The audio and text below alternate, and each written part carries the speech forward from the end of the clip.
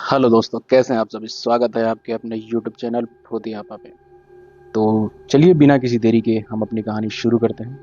आज की जो कहानी मैं लेकर के आया हूँ आपके लिए, ये कहानी एक लड़के की है, एक युवा की है।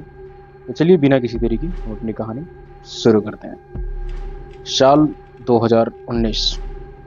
आरव एक युवा आर्किटेक्ट था जो दिल्ली में काम करता था।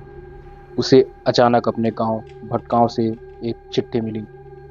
उसके चाचा की मृत्यु हो गई थी और उनके नाम की जो पुरानी हवेली थी अब आरव के नाम हो गई थी। वो हवेली बचपन से ही डरावनी कहानियों का हिस्सा रहा करती थी। गांव वाले कहते थे कि उसमें कुछ है, कोई आत्मा। लेकिन आरव एक नए जमाने का लड़का था। उसने फैसला किया कि वह गांव जाएगा, हवेली को रिनोवेट कराएगा और उसे फिर बेच देगा। भटगांव पहुंचते ही आरव को अजीब सा लगने लगा। लोग उससे आंख मिलाने से बच रहे थे। कोई हवेली की बात करने को तैयार नहीं था। हवेली गांव के बाहर एक वीरान पड़ी पहाड़ी पर बनी थी, जो कि पुरानी टूटी दीवारें, सूखे पेड़ और दरवाजों पर जैसे जंग लगा हो। जैसे ही आरव ने दरवाजा खोला, अंदर एक अजीब सी ठंडी हवा का झोंका आया।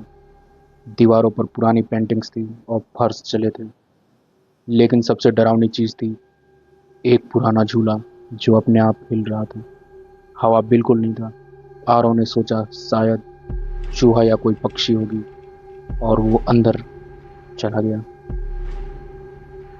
आरव की जो पहली रात थी, उस रात करीब 2 बजे आरव की नींद एक जोर की आवाज के साथ टूटी, जैसे कोई दरवाजे को खरोच रहा हो।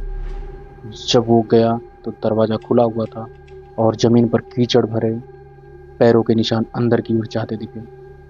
उसने घर की तलाशी ली लेकिन कुछ नहीं मिला। दूसरी रात उसे सपने में एक औरत दिखी, सफेद साड़ी में, बाल बिखरे हुए और आंखों से खून टपकता हुआ। वो कह रही थी, ये मेरा घर है, चले जाओ। आरव ने गांव के एक बुजुर्ग से जाकर पूछा कि इस हवेली की सच्चाई क्या है। बुजुर्ग ने डरते हुए उसे बताया कि तुम्हारे दादा के जमाने में यहाँ एक नौकरानी थी जिसका नाम था सुरभि। बहुत सीधी और मेहनती लड़की थी, लेकिन हवेली के मालिक को उस पर शक था कि वो चोरी करती है। एक दिन बिना सुने ही उसे हवेली के तहखाने में बंद कर दिया गया और भूल गए। वो कई दिनों तक तड़पती रही और वहीं पे मर गई। तब से हवेली में उसकी आत्मा भटकती है। जो भी वहां रहने आता है वो या तो पागल हो जाता है या फिर मारा जाता है। आरव ने सोचा कि चलो नीचे तहखाने में चलते हैं और देखते हैं कि वहां पे कुछ सबूत के नाम पे या कुछ चीजें पड़ी हैं। कई घंटे की खोज के बाद उसे फर्श के नीचे एक लोहे का दरवाजा मिला। उसने उसे खोला। अंदर बहुत ही ज्यादा अंधेरा था। जैसे ही उसने टॉर्च से अंदर देखा, दीवारों पर खूनों से नाखूनों से खरोचे हुए निशान थे और एक कोने में पुरानी हड्डियां। वो पीछे हटने ही वाला था कि दरवाजा अपने आप बंद हो गया।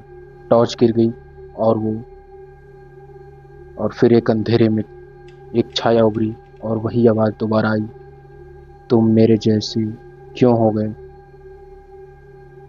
अगले दिन गांव वाले पहाड़ी की ओर दौड़े। हवेली से धुआं निकल रहा था। अंदर पहुंचने पर उन्हें आरव बेहोश मिला और उसके आसपास की दीवारों पर किसी ने खून से लिखा था, अब कोई और यहाँ मत आना। आरव को अस्पताल ले जाया गया। उसकी मानसिक हालत बिगड़ चुकी थी। वो बार बार एक ही बात दोहरा रहा था, मैंने उसे देखा, वो अब मुझ में है।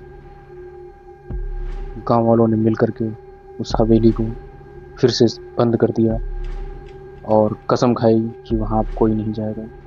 लेकिन कहते हैं कि जब रात को हवाएं तेज चलती हैं तो हवेली से अब भी किसी के हंसने की आवाज़ें आती हैं। और अब हवेली का नाम पड़ चुका है भूत बंगला। तो कैसी लगी आप लोगों को ये कहानी? अगर आपको हमारी ये कहानी अच्छी लगी हो तो अपने दोस्तों के साथ शेयर करें, हमारे चैनल को सब्सक्राइब करें, वीडियो को लाइक करें और प्लीज़ हमें कमेंट में बताएं कि आपको कैसी कहानियाँ पसंद है, तो हम आपके लिए वैसी कहानी लेकर के आएंगे। तो चलिए आज के लिए आप सभी का बहुत बहुत धन्यवाद।